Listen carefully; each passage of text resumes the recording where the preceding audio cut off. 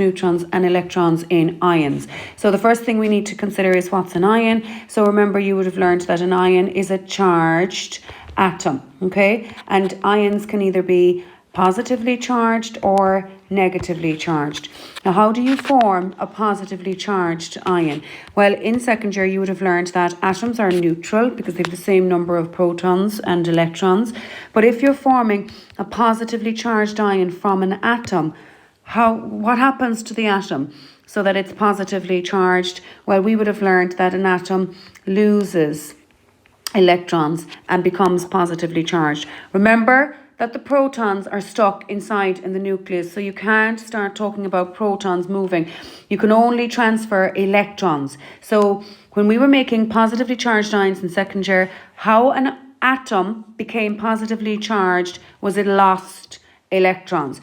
How do we form negatively charged ions? Well, what happens to the atom? The atom gains electrons and then it becomes a negatively charged ion. Okay, so I just want to do some examples now to show you. So for instance, if we start with oxygen ion, so the way this would be examined, they might ask you how many protons, say, how many electrons are in this ion. So you know that when you look up the nuclear formula and the periodic table, it's 8 is the atomic number of oxygen, 16 is the mass number.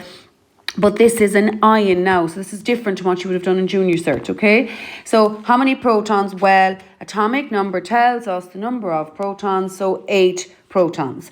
But how are you going to figure out the number of electrons? That's the thing. So you'll say to yourself, well, if it was an atom of oxygen would have 8 electrons because an atom would be neutral and it would have the same number of protons as electrons. But this isn't an atom.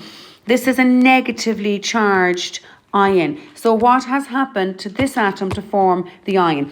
Well, if it's negatively charged, it has gained 2 electrons. So it had 8, now it has 10. So your answer there for that ion would be 8 protons and 10 electrons. Okay? Now, if we just do another negatively charged ion for a second. So if you have something here like the chloride ion, and they asked you maybe this time, how many neutrons and how many electrons in this ion? That was the question. Well, you'd again say to yourself, right, if I had an atom of chlorine, the atomic number is 17, so that means that it has 17 protons, and an atom of chlorine would also have 17 electrons. What happened to this atom to make the Cl- ion? The atom gained 1 electron this time, so now the chloride ion has 18 electrons. So you're going to say for your answer 18 electrons. Now, how do you figure out the neutron number again? You just subtract. So 17 from 35 is going to give you 18 neutrons there as well for that. Okay.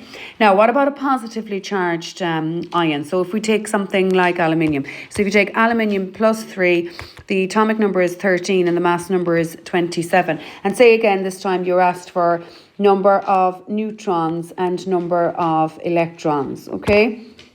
So again, start off with the same thing.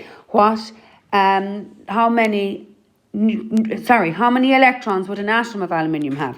So if the atomic number is 13, it means that an aluminium atom has 13 protons and it also has 13 electrons, because remember the atoms are neutral. But what happens when you form a positively charged ion this time? It means that the atom has lost 3 electrons and now this atom has 10 electrons. So 10 electrons. And again, always look, how do you figure out the number of neutrons? You just subtract 13 from 27. So you're going to get 14 there for the neutron number. Okay, so I'll just do another positively charged one. What about if you use something like scandium, 45, 21, and it's a +3 ion? And again, they're asking us for the number of neutrons and the number of electrons. Okay, so same idea. You're saying to yourself, well, if it was an atom of scandium, then it would have 21. Look, atomic number is 21. It would have 21 electrons.